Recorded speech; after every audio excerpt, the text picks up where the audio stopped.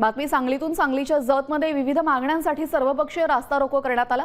राष्ट्रीय गुहागर मार्गावर झालेल्या आंदोलनादरम्यान आंदोलक आणि पोलिसांमध्ये बाचाबाची झाली। म्हैसाळ उपसा सिंचन योजनेचं आवर्तन पूर्ण क्षमतेने सोडणं, पिण्याच्या पाण्यासाठी टँकर सुरू करणं, जतचं नामांतर न करणं अशा विविध मागण्यांसाठी आंदोलन करण्यात आलं। या आंदोलनामुळे वाहतूक पूर्णपणे ठप्प झाली होती।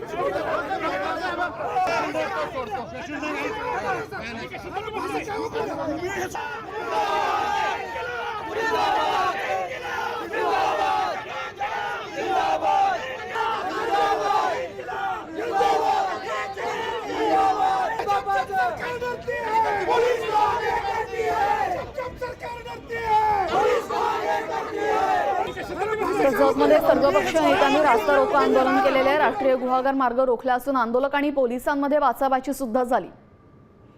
तो व्हिडिओ आता समोर आलेला आहे।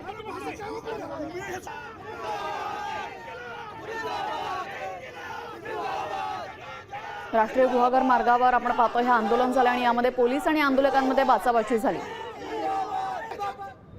आज या ठिकाणी पिण्याच्या पाण्याच्या बरोबर म्हैसाळच्या आवर्तन, त्याचबरोबर अवैध धंदे, त्याचबरोबर कृषी विभागातली जे काही मागेल त्याला शेततलाव, मागेल त्याला यंत्रसामुग्री, मागेल त्याला अशा पद्धतीचे ज्या काही शासकीय योजना आहेत आणि महसूलच्या बाबतीतसुद्धा या तालुक्यातल्या लोकांना नाहक त्रास दिला जातो।